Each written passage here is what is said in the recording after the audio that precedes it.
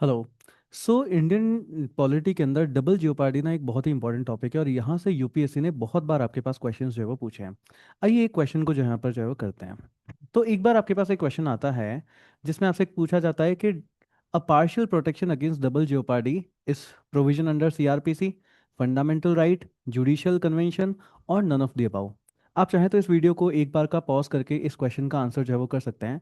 वैसे मैं आपको इस क्वेश्चन का आंसर बता देता हूँ। इस क्वेश्चन का बहुत ही सिंपल सा आंसर, एक सिंपल क्वेश्चन में आता है ये कि सर ये एक फंडामेंटल राइट हमारे पास यहाँ पर जो है वो होता है। अब इस क्वेश्चन से ना हमको लर्न क्या करना है, समझना।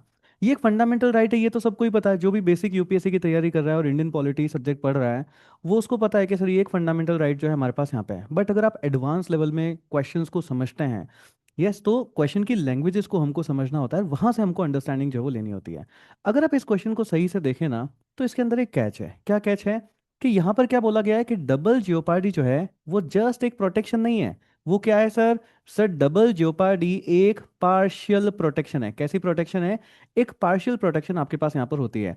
और यहाँ से अब आपके दिमाग में क्वेश्चन आना चाहिए कि सर इस प्रोटेक्शन को पार्शियल प्रोटेक्शन जो है वो क्यों कहा गया है। तो इस टॉपिक को हम पूरे तरीके से समझते हैं। दो केस स्टडीज होगी, हम उसको भी समझेंगे। जस्ट थोड़े समय करके इस क्वेश्चन को हम इस टॉपिक को जो है वो क्लियर करते हैं। देखिए क्या है। डबल जियोपार्डी आर्टिकल 20 के अंदर हमारे पास यहाँ पे आता है, आर्टिकल 20 सब क्लॉज 2 के अंदर, that no person shall be prosecuted and punished for the same offence more than once. इसको जो है वो डबल जियोपार्डी आपके पास यहाँ पे कहा जाता है। अब अगर हमको डबल जियोपार्डी को समझना होता है तो हमको दो केस स्टडीज को बहुत ही इंपॉर्टेंटली एंड बहुत ही डेप्थ में हमको समझना होता है।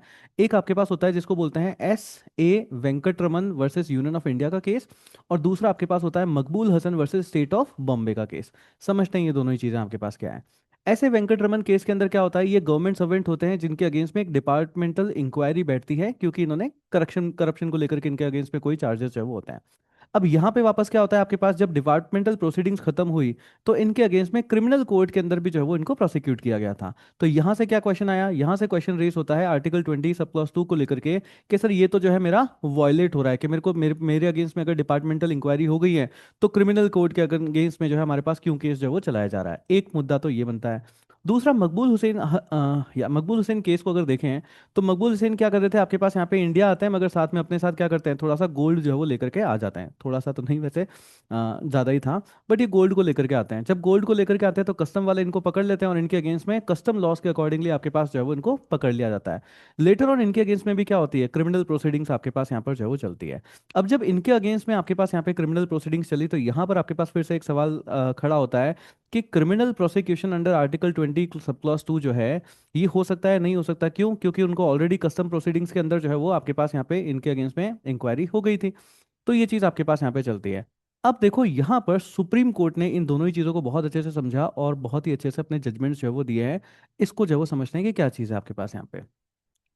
तो जब अगर हम सुप्रीम कोर्ट के जजमेंट, इन कोर्ट्स को के जजमेंट्स को अगर हम देखते हैं तो वेंकटरमन वर्सेस केस के अंदर आपके पास यहाँ पे क्या कहा गया, सुप्रीम कोर्ट ने यहाँ पर क्लियरली एस्टैब्लिश किया कि this provision deals exclusively with judicial punishments only. जो अगर आपके पास डिपार्टमेंटल इंक्वायरी चलती है और अगर उसके केस में अगर आपको कोई भी सस्पेंड वगैरह किया जाता है तो वो जुडिशियल पनिशमेंट के अंदर आपके पास यहाँ पे नहीं आता।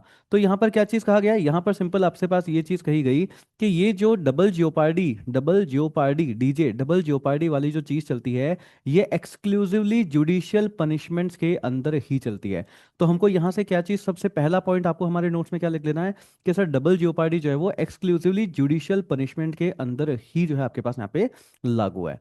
सेकंड क्या चीज है आपके पास यहाँ पे, सेकंड जो मकबूल वाला केस था, मकबूल वाले केस के अंदर यहाँ पे सुप्रीम कोर्ट ने ऑब्जर्व किया कि डिपार्टमेंट प्रोसीडिंग्स जो आपके पास यहाँ पे या कि जो डिपार्टमेंट प्रोसीडिंग्स आपके पास होती है, या जैसे कि कस्टम अथॉरिटी ने आपके पास यहाँ पे क्या, it does not amount to trial by a judicial tribunal, thus these proceedings before the criminal court has not barred in the case and the proceedings can go on. किसी ये जो custom authority जो trial आपके पास यहाँ पर चला रही है ये ना जुडिशियल ट्राइब्यूनल के अगेंस्ट में जो है आपके पास यहाँ पे स्टैंड नहीं करता है। तो इस वजह से क्या है, जुडिशियल ट्राइब्यूनल अगेंस्ट में, इनके अगेंस्ट में केस आपके पास यहाँ पे जो है वो चला सकते हैं। तो ये दो चीजें हमको यहाँ से जो है वो समझनी होती है। अगर ये दोनों चीज़ें आपको समझ में आई हैं तो लेटेस्ट 2026 में आपने देखे होंगे कि प्रीलिम्स को लेकर के किस तरीके के क्वेश्चंस आपके पास यहाँ पे आ रहे हैं। तो एक क्वेश्चन मैं आपको देता हूँ, इस डबल जियोपार्डी क्या होता है आपको उसको समझना है। एंड डबल जियोपार्डी के साथ साथ ये जो मकबूल वाला केस है, वेंकटरमन वाला केस है, इनको समझना है।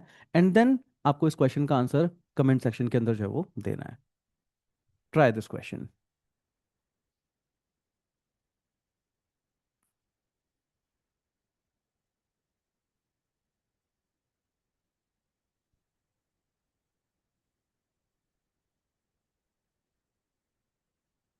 I'll check your answers in the comment section. Thank you.